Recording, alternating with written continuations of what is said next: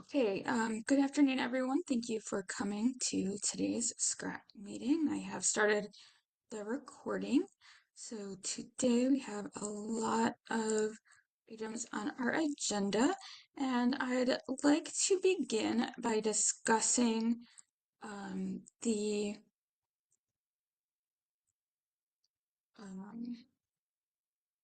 possibility of creating a catalogers wiki page for local practices related to Story Dream Machines, Yodos, and Tony boxes. So I had included a link in the background information to the new document from OLAC. It's OLAC's Best Practices for Cataloging Digital Media Storage Devices. It didn't have any information on Story Dream Machines. I'm not too familiar with those. From the picture, it looked like there was like a cartridge to insert and a character that could go on top of it.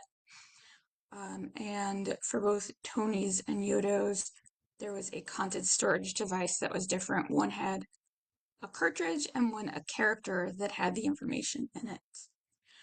So I had created several record sets with examples of records. A lot of these are local records that are just to be used at the libraries for the library patrons and not by the other libraries. Some were able to be used by multiple libraries. So does anyone have any thoughts on what should be included in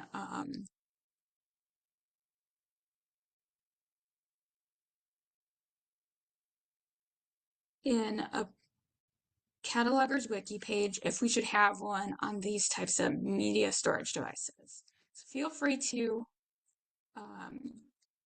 unmute yourself and answer in the chat. Is there anybody here who is bringing in records from OCLC or doing like original cataloging for these items? Because at Palatine, we're just creating local records the way we would with our library of things. So I was just curious if anybody else is actually cataloging them or using real records. Hi, here at Mount Prospect, we are bringing in original records. In recent weeks, though, we've been heading more towards doing them as kits. So, and they're like a unique kit that we put together, and therefore it's not, including an OCLC record for those. But originally we were doing OCLC original cataloging and bringing in records. At McHenry, we are collecting Yodos. We have 2 Yodo players in our library of things and a growing collection of Yodo cards. We started cataloging them local, following the example from Glencoe Library, because they weren't out in OCLC, and doing it this way was enabling us to get them out more quickly for our patrons. However we choose to do it, if we're saying we want OCLC records, or whether we're saying we can, do local records, I like the idea of having a catalogers wiki page for guidance, because we've been following one example, and as we're finding potential matches for our new cards, they're not following the same record format as what we've already had. So I think just in terms of consortial standards, having that uniformity would be helpful.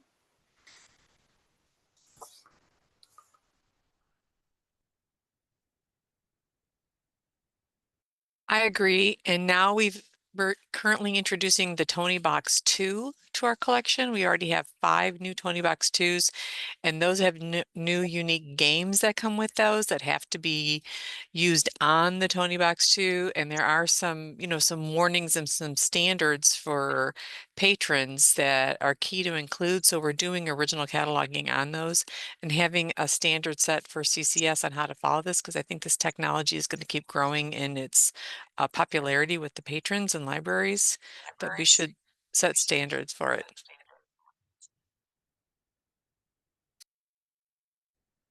Are you putting the warnings in a 500 field?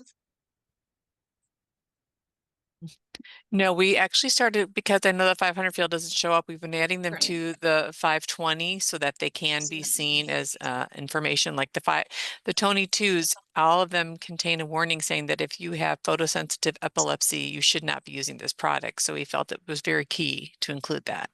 Mhm. Definitely.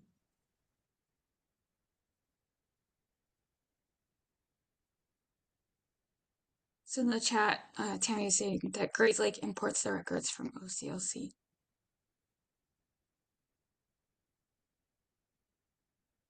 So it sounds like it's kind of a mix, and that is similar to some of the Library of Things items that circulate, because some of those do have OCLC records and are shared by multiple libraries in CCS. So I wonder if we should just apply that same practice to these media players and kind of let each library decide if they want to make it a local record or not.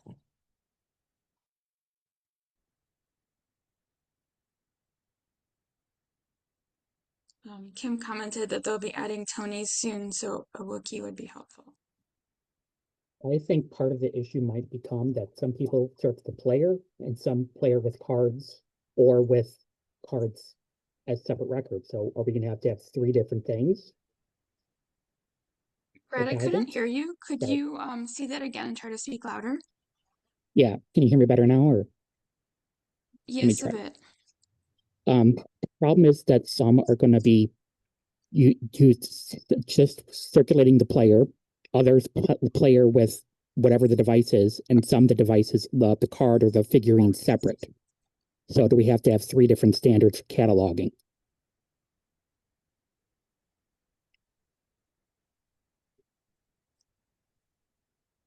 As I was saying before, as when we do like the player bread with items, we make it a unique kit. So it could be like the player and then like 3 Disney princesses. So we do that as a kit, as a local item. And so we don't have an OCLC record attached to it. We follow the practices though for the type of recording device and things like that, the basic premises for it, but we don't make it a formal OCLC record. So I think it's more like cataloger's judgment on that one, just because of what's included in the kit.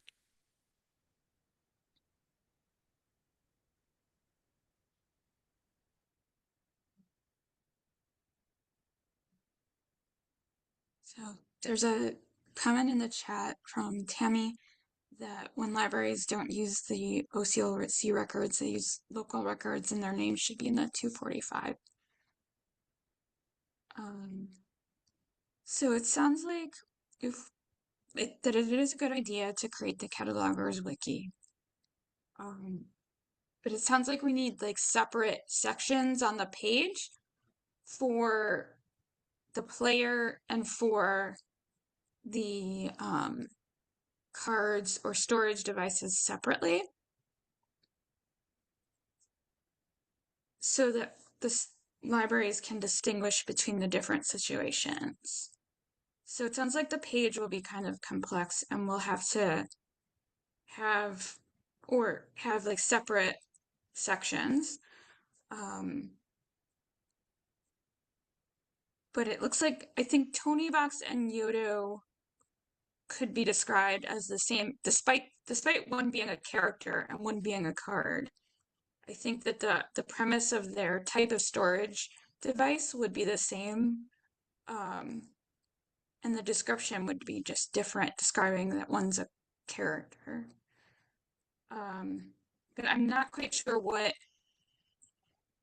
the story Dream Machine is like, because I haven't seen it other than the pictures where it looks like there's like something that's looks like a little book that you insert and then a character that goes on top. Yeah, a good example would be bib 58113888. I'll send this to you guys. I'll put it in the chat. Okay. And it's like a little machine, kind of like the Tony box, except it looks like a little tiny book, but it's a cartridge that does both. It projects the image and it has a recording of the story being read on there. So it's like a combination of devices. Okay. And so this one record I'll send out there, I put together like a little cheat sheet on it. That's great. Yeah, it's got both the 007 for both sound recording and for projected image in there. So we include both those in there. So I'll put that in the chat. So is the book that gets inserted, is that like a slide device that contains slides? Or is it digital? It's digital recording on there, but it looks Okay. like it looks like literally pictures of the book. So like the Hungry Caterpillar, which is what this bib example is. So it's like the Hungry Caterpillar book as we all recognize it, but then it's being read, so there's a narrator, and then it gives you a little tone when to turn the page and stuff. Mm-hmm.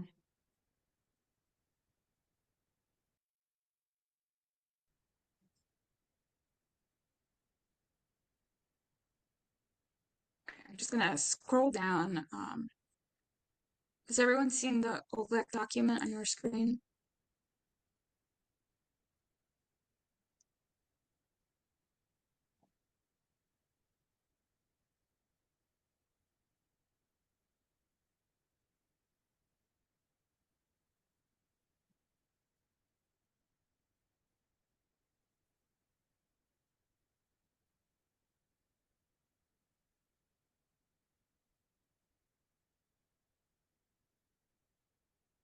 Is it possible to include a link to the OLAC document on the wiki page? Because obviously Yeah, like these, definitely. these aren't like local practices, but it would be nice to have a quick reference for people who aren't used to cataloging them.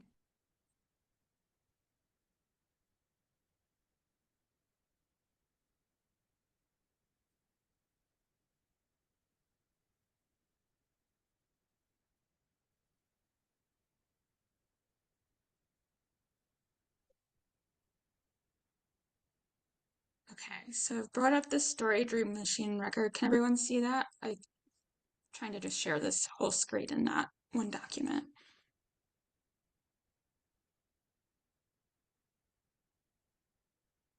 We can see the record, Rachel. Okay, great. Okay, so we've got story dream machine. So you're looking. Okay, so I see the at 3.7 fields. You have it as a projected term. Correct. And so for the TOM, it comes out as a projected medium. So that makes sense to make it a projected medium.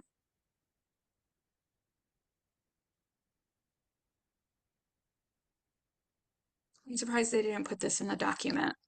I'll have to write them and let them know that this is missing. Right, and you see I call it a kit in the 300, and it is a kit because it does Right. come with all 3 visual cartridges come with it. The audiovisual cartridges are sold like that.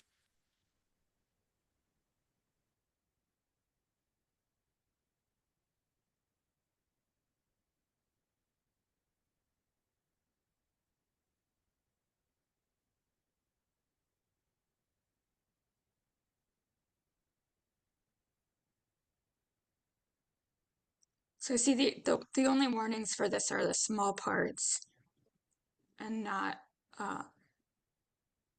Yeah, this one was related done to a before we visual. realized that the 500 note doesn't show up in the pack. So this was one we'll need to modify and change it to a 520 so that it does show up as well. We always include the Okay. small part warning and all of that. But I would just like to make a quick, play for that when we do change to the new system, the BiblioCore, that we will be showing 500 notes. So.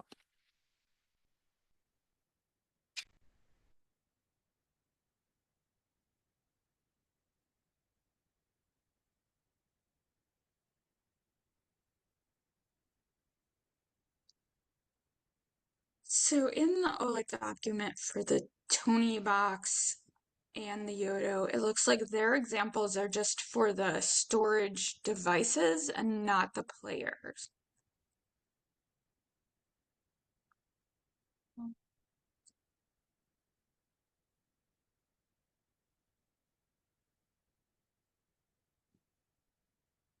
So for the wiki page, would you recommend just going exactly by the OLAC document for the storage devices for the cards and the figurines? Or is there anything else besides putting notes in the 520 field for warnings that you would recommend in these on the page?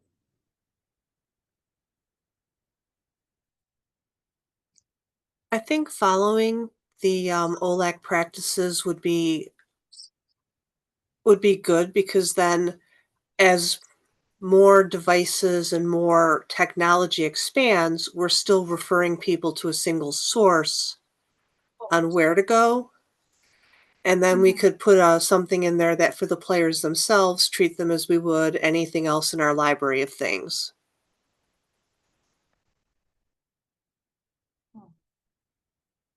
So does that mean if we're circulating the storage devices on their own, that they have to have an accurate TOM, but if we're circulating the player with the device, that will catalog it as a kit?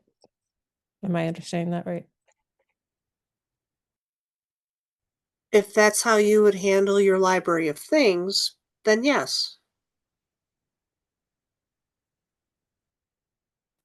Are there cases where the player is on a completely separate record from any storage devices so that you circulate them separately? Or is that just the cards, or both as the player and the cards as a kit?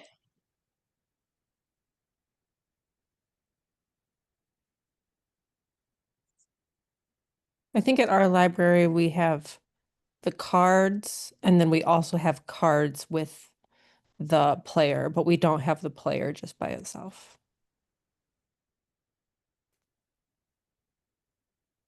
I believe the Tony box in its original package comes with a figure.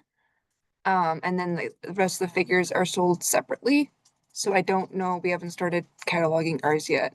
I don't know if everybody else keeps them together, but I believe the original packaging comes with a Tony box and a figure together.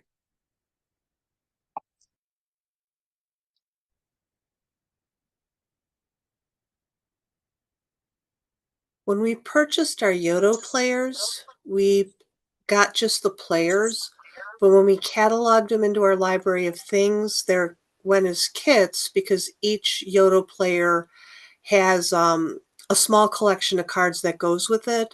We have Disney classics and little stories for little ones, and then we have a growing collection of cards across all ages at this point, in at least our junior collection, because you don't need the player to play the cards. You can play that with an app on your phone, or even just your phone without an app, or your computer without an app. So it seemed better for us to go that route. Yeah, and the Yoda also now has like a small travel size player. So they're making different iterations of it that way as well. So it's just, it's got multiple types of it, I guess.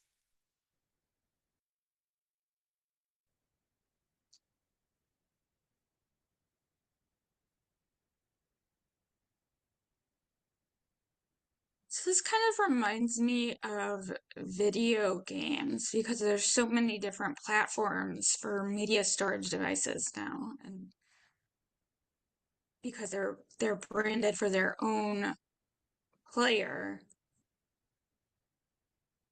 Would something like a 753 or what we have next on the agenda, putting in a local call number like in the 099, be helpful to distinguish between one platform and the other?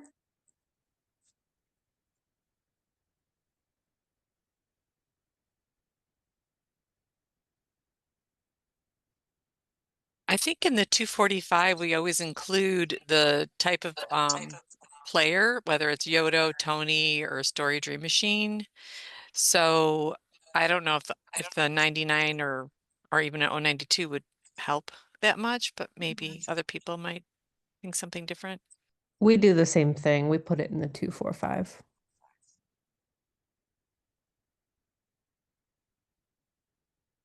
If you import OCLC records, do they have the player in the 245 field, or do you usually add that?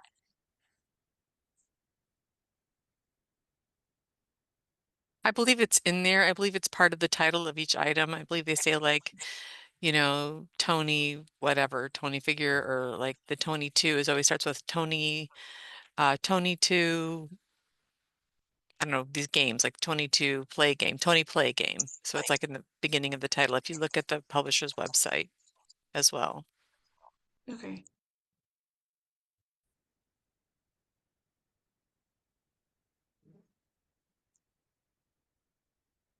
Yeah, that makes sense that you wouldn't need something else other than the title, because that would show in the find tool. It's not in the title in the OLEC document, but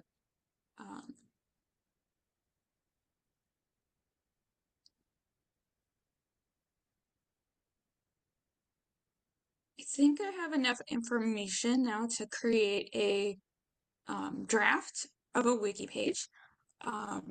So what I was thinking was just to create it and then send it to everyone to take a look at as a draft in the listserv, so that you can provide any suggestions, and then it can be voted on later on to approve it. If you want to approve it as a local practice, it could be done at CAM.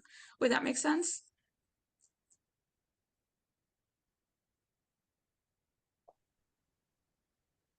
Makes perfect sense. Okay, great. I see lots of yeses in the chat. Let's move on to the next topic then. So the next topic is the video game format in the 092 and revisiting our discussion from the last meeting. So Jamie had recommended this because it could be useful to identify which format you're looking at in the find tool. So I did some research and found that the field that has the highest precedence is the 099, and that is chosen before the 082 or 092 if they're in the record. So if you do want to place a call number in the record that would appear in the find tool, I would recommend using 099 instead of 092 in a final record after the preliminary data record has been removed. So that would be something that the cataloger would do when they're receiving the item and creating the final record. At that last meeting, you had said that you didn't feel that it needed to be required, but that it could be just an option or a recommendation to do that in a standard way if they want to only.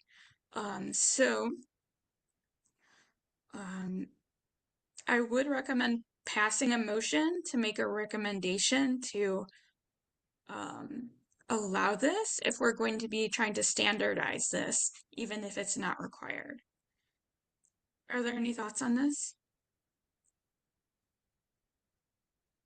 I think using the standardized language in the 753, it's something we're already using, so if we choose to use it, it's already there and codified in the wiki, so we're not making things up as we go. What does anyone else think?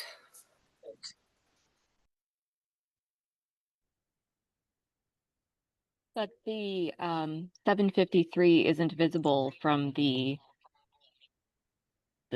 screen in Leap, right? When you're just looking at all of the titles.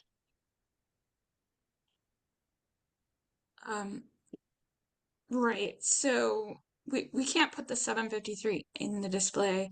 Right. Kathy was just recommending using that to decide on how to add that to the 099. Jamie typed in the chat that he wouldn't need it to be standardized since it's just for display, but if others want to do that, that would be fine. In my example, I do see that there were some variations that were appearing in the call number field, like PS5, and someone had made it VGAM. So it might not be standardized coming in from OCLC if there's a record coming in from OCLC.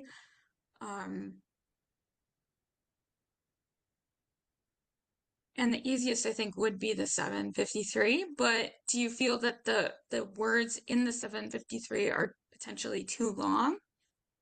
Or if it would be fine to just use that anyway, because you can lengthen the display of the word call number or the column of column number in the find tool if you want to.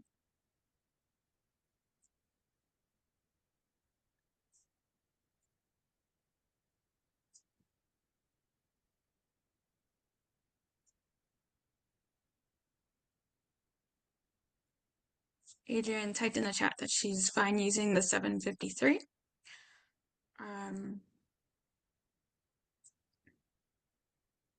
Is everyone all right with the recommendation to standardize it if someone chooses to use this as an option?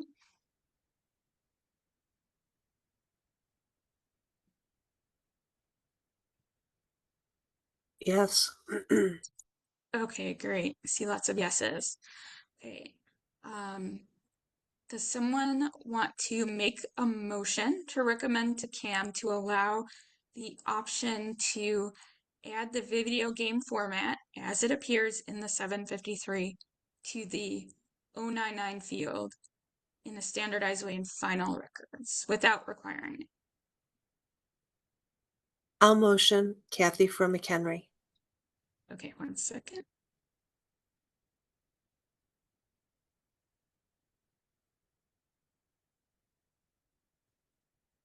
Would anyone like to second the motion? I'll second. Oh, that's okay. Adrian, second.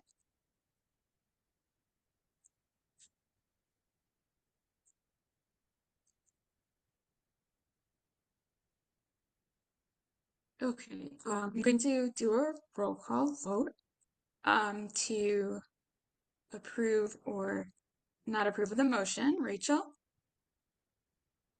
Yes.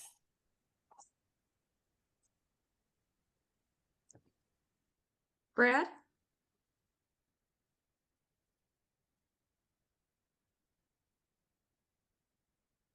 I see yeses in the chat from Brad. Katie, Yes. Kim, Yes. okay, Adrian seconded. Jamie? Yes. Okay, the motion passed. And I will write up a draft of how that would appear on the wiki, and we can pass that motion on to Cam to approve at the next meeting.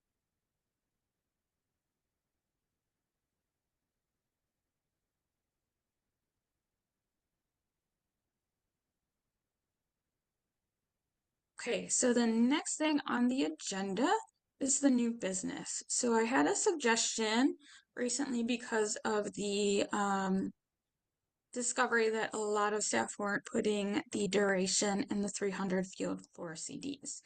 They questioned whether it should still be considered core since staff may not have a CD player and may not want to do the research in various websites or to play the music to figure out the duration.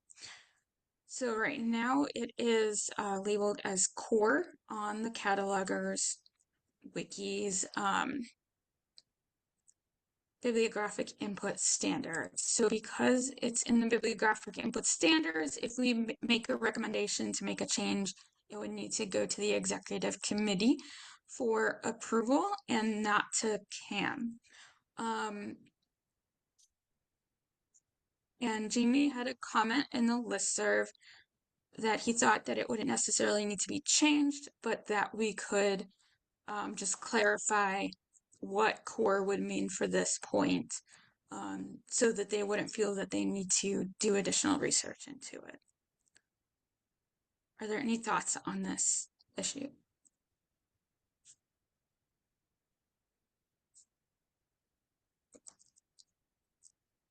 I just have a question where sometimes we'll see that there's an running time in the 300, but we can't find anything on the item to confirm that. So, we do end up having to put the disk in and do the research on it and see if we can confirm it. I just was wondering if we're going to make this not core, if we could say, like, if there's something there, you can assume it's correct. Is that appropriate, or you don't have to, do the research, same, because the issues with looking it up and all of that? Just wondering what other people think of that. I have mixed feelings on it because if we define for this particular item that CCS core means we'll do the work only in certain cases where it's like on the item or readily available on a website or like through the on order process, that it's a slippery slope for anywhere else we have something in the wiki as CCS core. Because what we're saying core is it's required for our consortium. Whereas recommended is the more, if it's easily ascertainable, then yes. If we're saying that for every bibliographic record, we have to verify data in a field in order to have it, so whether it's the 3XX fields on a sound recording because it's you're looking at the instrumentation and the ensemble and soloists, or a playing time. If we're verifying all of that data as part of what we're doing for cataloging, then why wouldn't we do the work to verify a runtime that's not easily ascertainable on the item itself? So, I mean, like I said, I have mixed feelings on this because on the one point, I really want things to go quickly through our processes and not be hung up on something. But on the other end, if we're defining a standard, then we need to live by that standard, because the more exceptions we make, the less meaningful having the wiki and the data input standards becomes.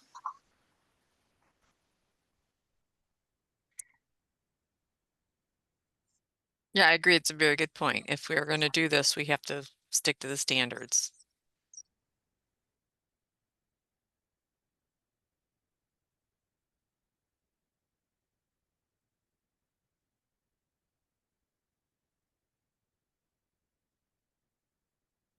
Does anyone have any other thoughts on this?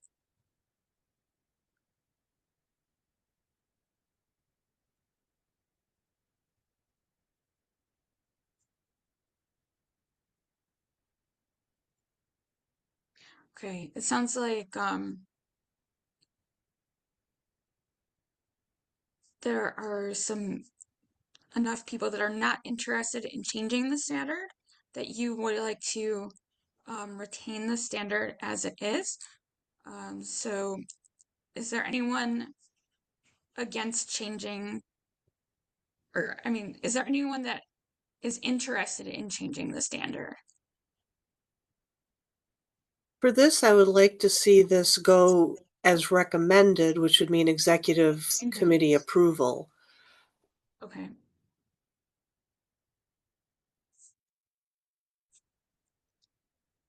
So it I sounds like agree. you I do think want recommended is a good way to go. I want to soften what we have on the bibliographic input standards page, but I'm defending the part about having standards and maintaining our standards, so that core means core, recommended is that level where we're not doing the work to put something in there if it's already not in the record. Or if we're doing an original, maybe not doing the work to find out what the playing time is. Okay, I think I understand. You're basically just saying that if we leave it as CCS core, you would want to not change the standard of what CCS core means. Correct. So if we're changing the standard, it should be CCS recommended.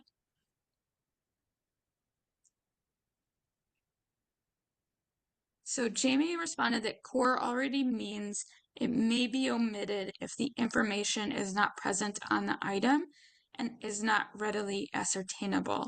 That this doesn't mean if the running time is not on the container, we don't have to include it, but if it is on the container, we are required to include it. That's a good point.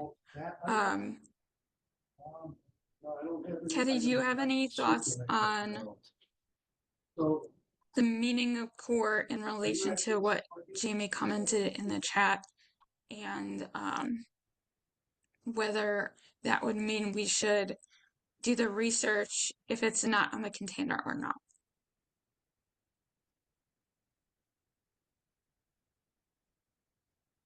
Based on what he has there, then if that's what it already means, then we don't have to change anything.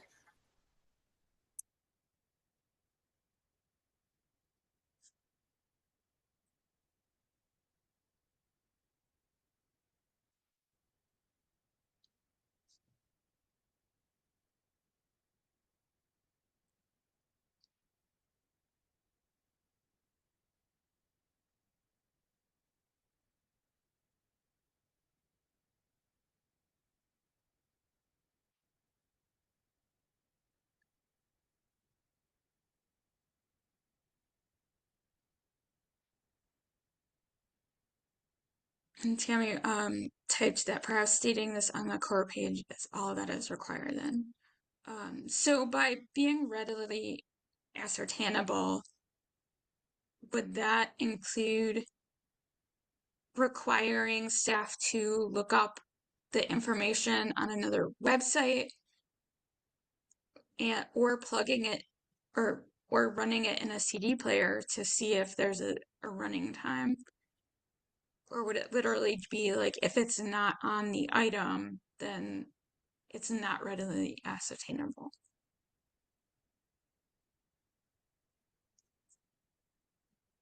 I think readily ascertainable is just like, don't go above and beyond to figure it out. You know, if you don't have a CD player or, you know, a means of playing the disc available to you, then don't go searching for one, you know.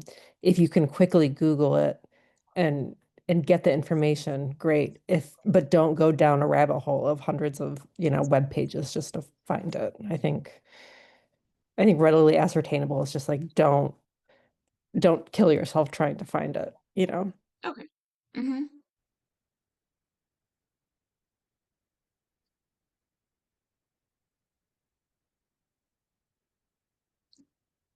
So to clarify that on the bibliographic input standards page,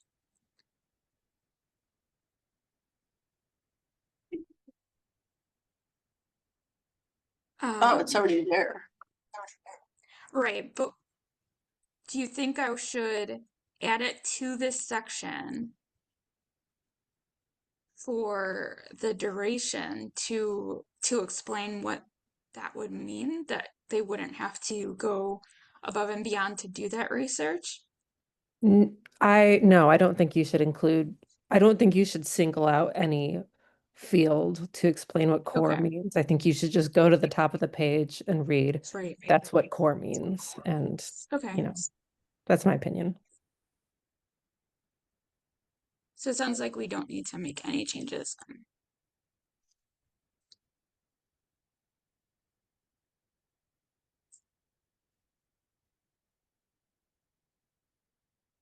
Okay. So let's move on to the next topic.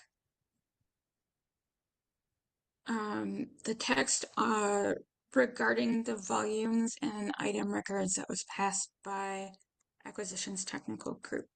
So at the March 2025 meeting, they voiced their interest in requiring volumes in the on-order item records of multi-volume set records to facilitate holds. I did brief them at the September meeting on CAM's opinion that the motion should not be passed requiring specific staff to do the task, that they didn't want to require specific staff, like requiring acquisition staff to do that task. However, the attendees at that September meeting did vote on a motion to require the volume to be in on-order item records when it is attached to a multi-volume set record like manga. Tomorrow, And if this language be did okay not if I didn't include do specific staff. conversions on like next week, because I feel like the I'm movement of hearing everything. I some just want chat in the background. it's One done. second. Yeah. I think. I'll just mute someone. So I created text that would outline when to add the volume to the item record. So this would be a multi-volume set. The item would have to be linked to the multi-volume set bibliographic record. The volume number would have to be identifiable easily, in which this would either be like on the website or for the vendor when they're ordering it, or on the bibliographic record already. The staff aren't required to research the information if it's clearly not available. And there are some issues to consider when adding it.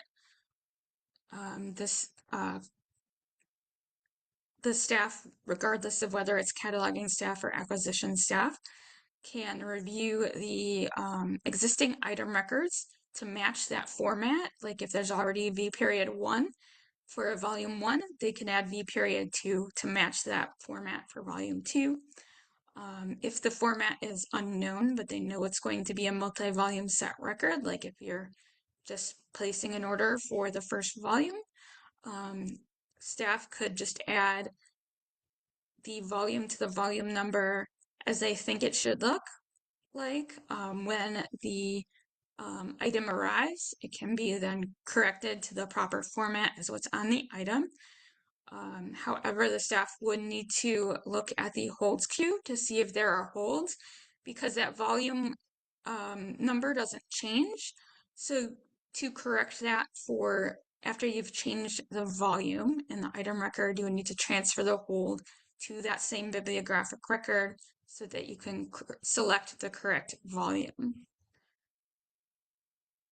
Are there any thoughts on this text on how to clarify it, or any changes you would suggest to it before I send it out to everyone?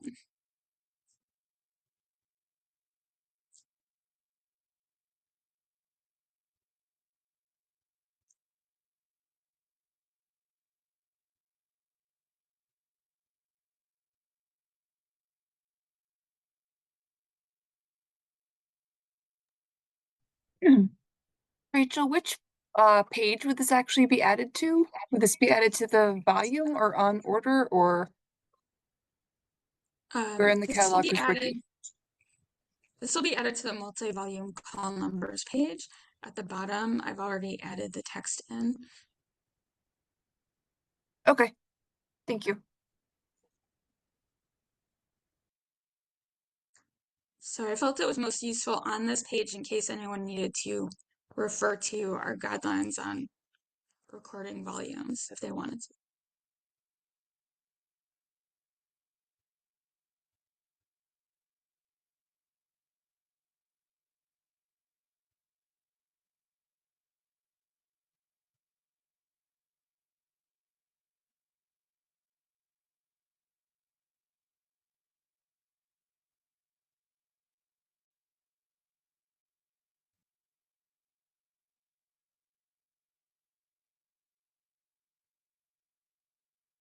I don't see any comments coming in.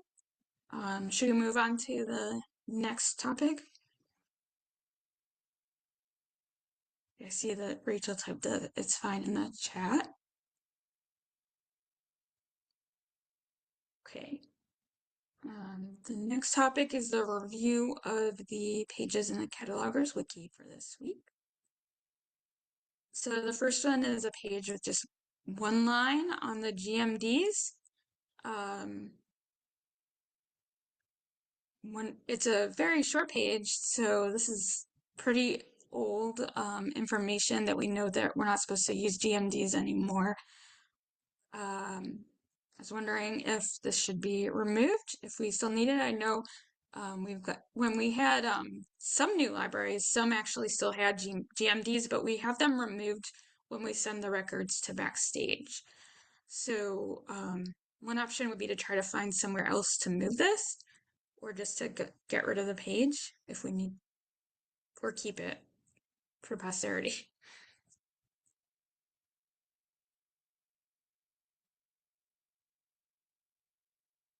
So I see 2 removes in the chat.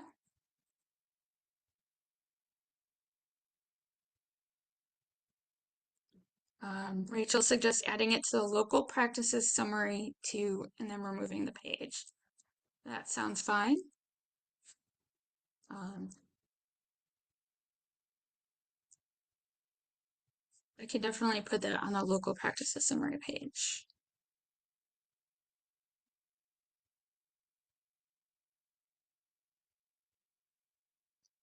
Jamie says that they're definitely being removed from the database. I don't see a need for it.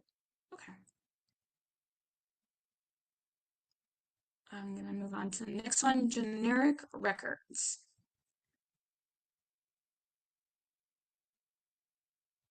So these generic records, to me, sound like they're pretty much the same for unique local material.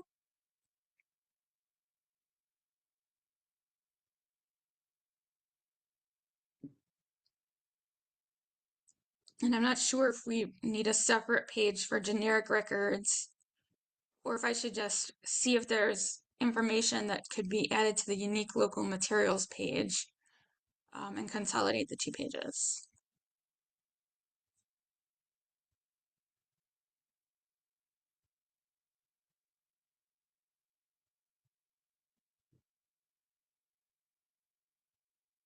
I see comments about merging the 2 pages.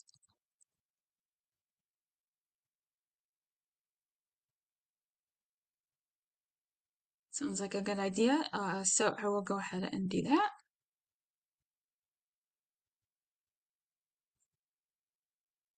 Genre form headings. I'm not sure if there'd be anything to change on this. I know we've made some changes recently from changing the ones that had the subfield to LCSH to local. And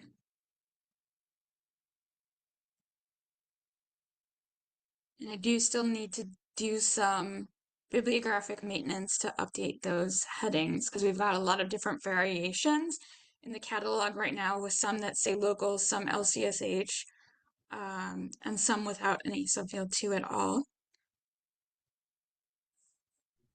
Did anyone see anything that needed to be updated or clarified in this page? I wondered if we could do at some point like a review of what is actually in the catalog as a local heading, because I don't have many examples, but I don't think that this is like an up-to-date list of what is actually being used. And I think that at least one of those local headings, it's been a couple weeks since I looked at this, but I think at least one of them has actually become LCGFT heading at this point.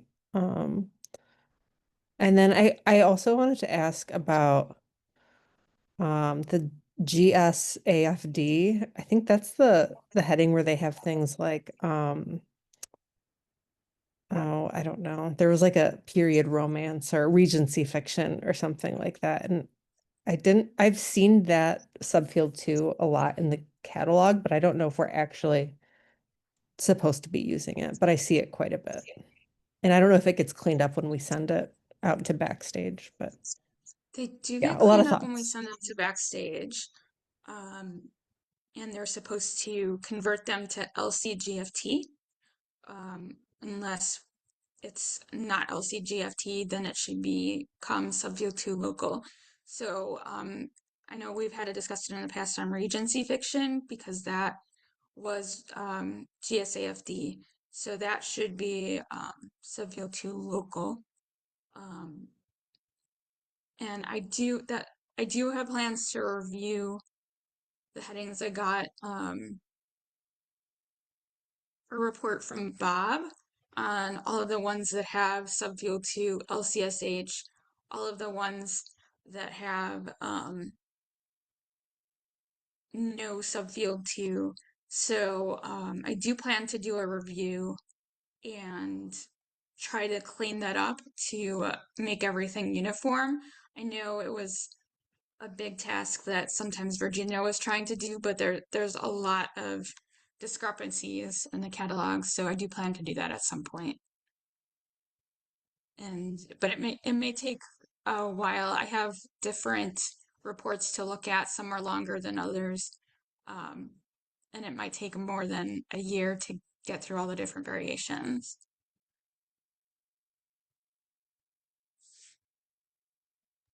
Yeah, sounds good. I don't want to add too much to anybody's workflow. Jamie asked if the newer libraries' local headings are still being cleaned up.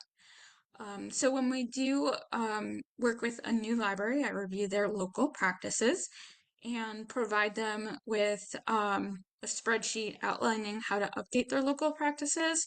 Sometimes it can be a bit much for them to do before they import the data. So we do have them move certain ones that they need to retain to 691s, like their reading levels. And like with Vernon, for example, they had a lot of records that had 650s with second indicators of 4. So when those are deduplicated, those are dropped. But we're basically waiting to see how much is left after deduplication that would have the 650s with the second indicator of 4 before we decide to send that to Backstage for cleanup. Because some of it would just be able to be changed to LCSH or LCGFT. So eventually it will get cleaned up. But we're trying to do as little through Backstage as possible. If we can clean it up by just deduplicating it and dropping those headings that we don't need, then we should be able to get a lot of that cleanup done.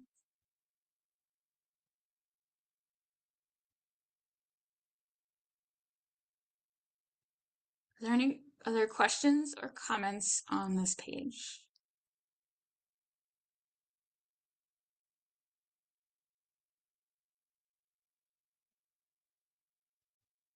Okay. I'm sorry, Next one is Rachel, the I had to gloss. step Oh. out for a minute. Yes. I had to step out for a minute, so I missed the discussion on the genre form heading. Was there a decision on what we were going to do or not do? Adrian just recommended doing a review of our local headings to confirm which ones are really local, which ones have become LCGFT, because we may just need to update the list. So I do have already plans to do that because there's a lot of inconsistency from the different historical practices of having subfield 2 LCSH, subfield 2 local, and so forth. So it will take a while to do that, but we do have plans in place to review those headings and do some bulk updates to make them more uniform. Can I add a recommendation into there as well? Is that given that we're not updating the genre form headings on the page itself, just completely drop that with the link to, and here's where you can find the current listing of headings for LCGFT?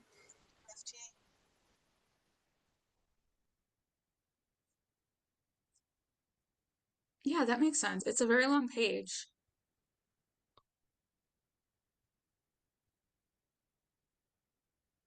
And is anyone against dropping the section on LCGFT and just including links? I don't know if anyone uses it.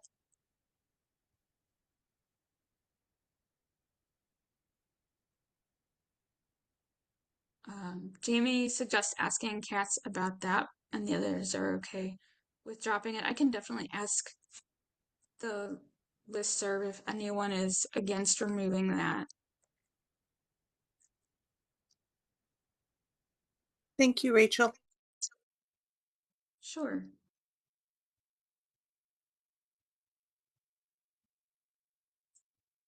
Okay, so the next page is the glossary. There are only 4 terms on it, and I don't know if these are useful. Some of these are on other pages, and I don't think we need a definition of a barcode number. So I was wondering if this is something we think we can remove, or if we have a need for a glossary with maybe additional information in it, or keeping it for some reason.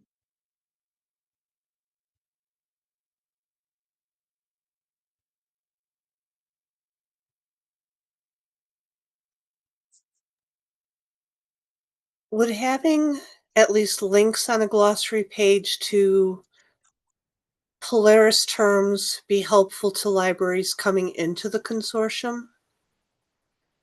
You know, learning Polaris speak versus whatever vendor speak they had prior?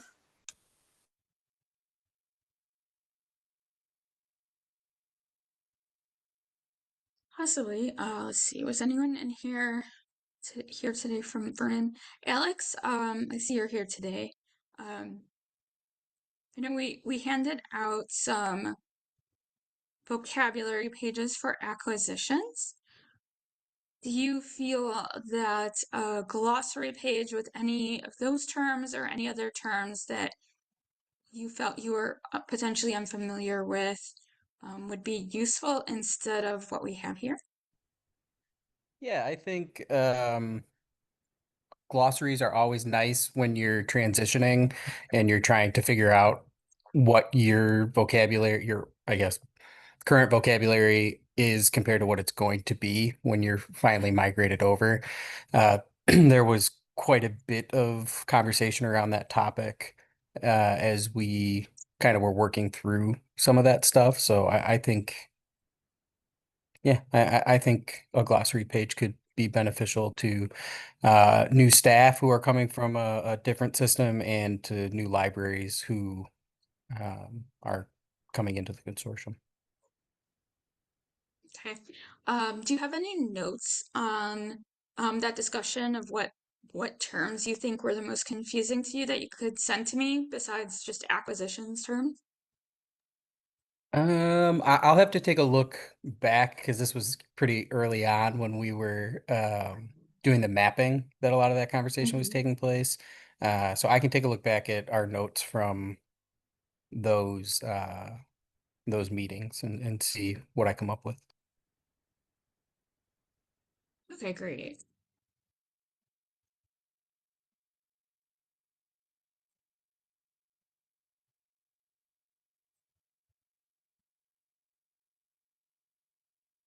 Jamie asked if that would be better on the website with tutorials and training materials. Yeah, that would definitely be useful. We have a page for acquisitions terms on the website, so it's not necessarily local practices that would need to be in the catalogers wiki. So I can definitely remove the glossary here, but add any additional terms to the web page. Isn't that also where we, on the tutorial where we have the information about shortcuts and things like that, like the, different keying strokes and things like that? Isn't that also over there? Yeah, we have some information on like shortcut keys and things like that on the web page. Yeah, we probably all fit together there. Mm-hmm. Yeah.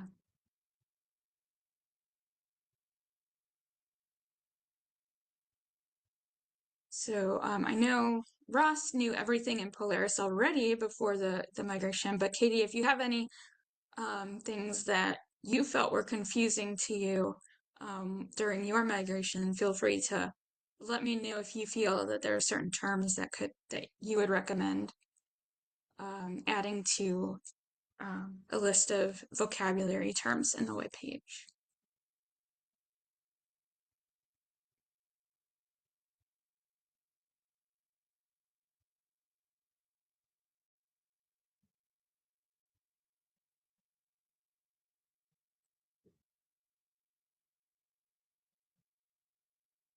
The next one is graphic novels and comics. Did anyone see anything that you feel needed to be updated on this page or clarified?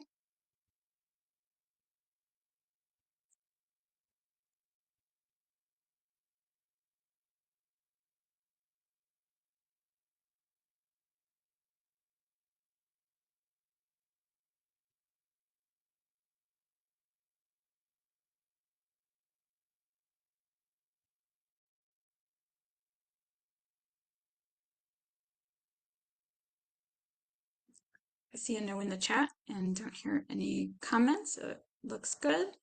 So we can move on to the next one. Guidelines for use of toms. Did anyone see anything that needed to be updated now? We may need to review this again when we have the ability to create custom toms, which will, I think, be coming with the 8.0 update.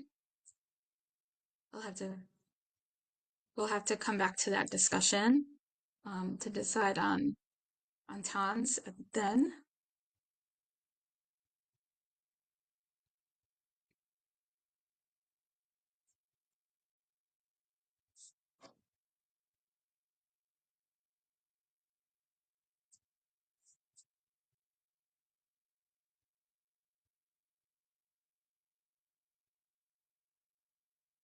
See comments in the chat that this one looks fine.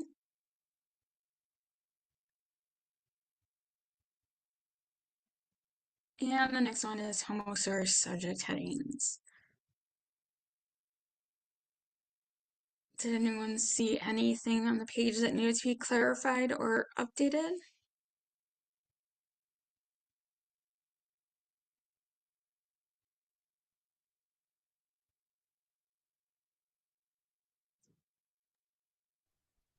Just a quick question. Does it state anywhere on there that these terms are being regularly added and updated into the genre form terms in OCLC, that they should be checked once in a while before you use the homoit term? Because I know that sometimes they've been updated and people are still using the homoit when there is actually an official term now.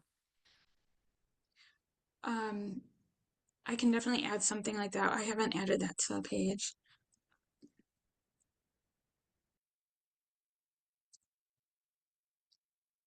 I know my presentation slides needed to be updated recently because I still had some old headings in it that have been updated like in 2023.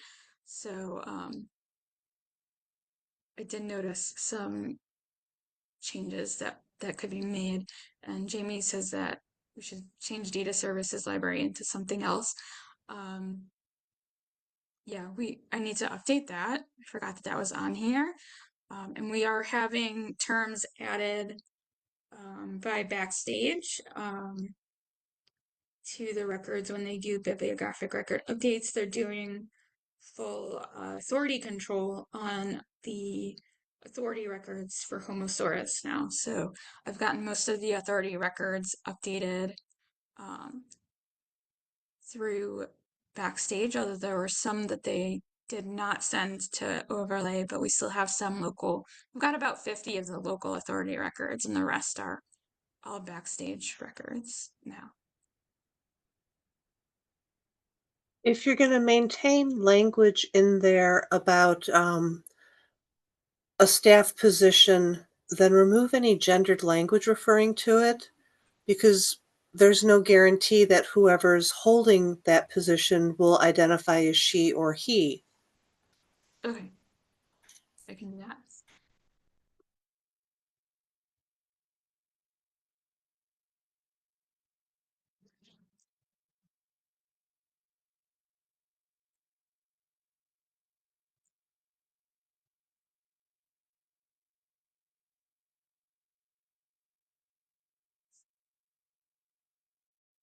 I also haven't updated this spreadsheet in a while. I don't know if anyone uses that spreadsheet still, but I have a lot more terms probably than are in that spreadsheet that I need to add to it.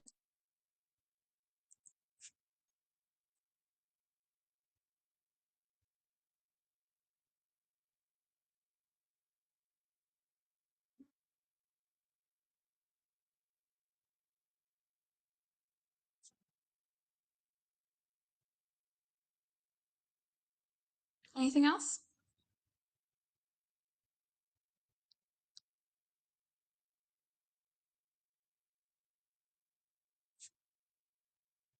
Okay, that is it. Is there anything else that anyone would like to discuss today?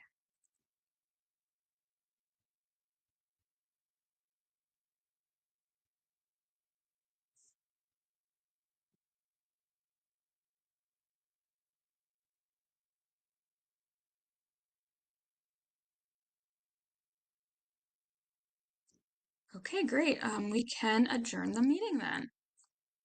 Have a great afternoon, everyone.